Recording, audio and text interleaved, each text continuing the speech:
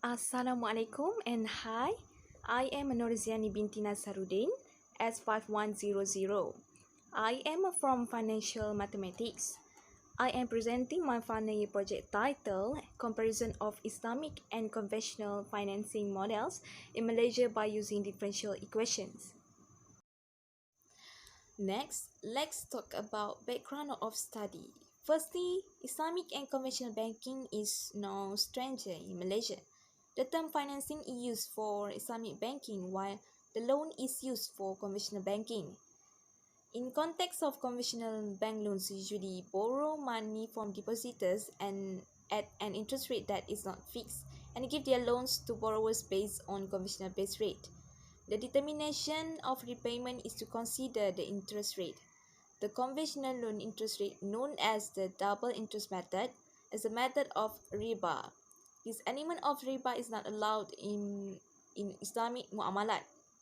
Therefore, Islamic finance creates Islamic financing that meets several concepts that do not cover riba.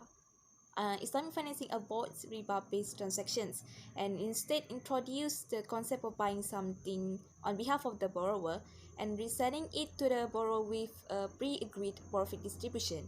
Instead of interest, the profit rate is defined in the contract.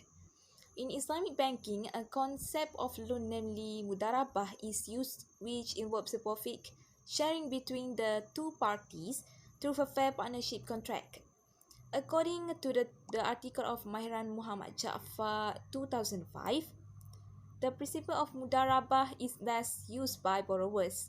The main purpose of the study is to review and compare the mathematical model, that is the differential equation, presented to prove the practice of riba in making a bank loan, to the total loan value to be repaid depending on the interest rate charged.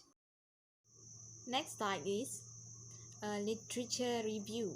According to past studies, mathematical models can help solve problem in determining the value of repayments accurately using mathematical models. So, I use differential equations for the mathematical models from Mahran Muhammad Ja'far's 2003 article.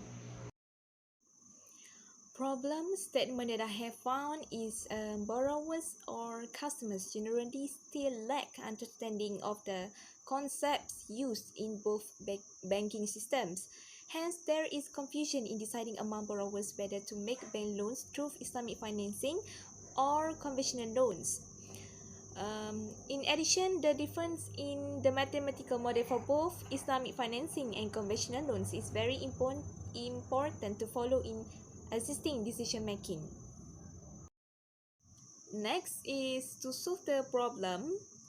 There are two questions for my research question, which is what are the principles used in Islamic financing and conventional loans that influence decisions among borrowers? And second is what is the mathematical method used to determine the value of interest in Islamic financing and conventional loans?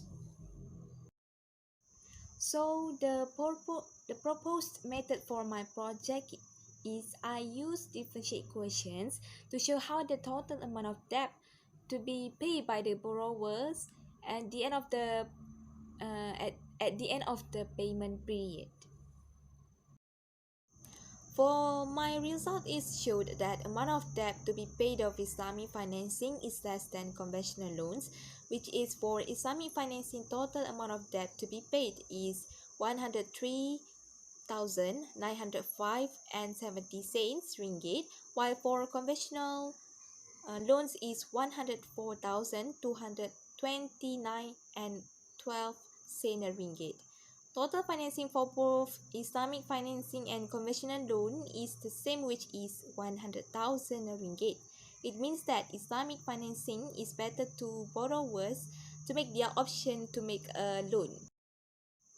The conclusion is Islamic financing is better than conventional loans, but not necessarily.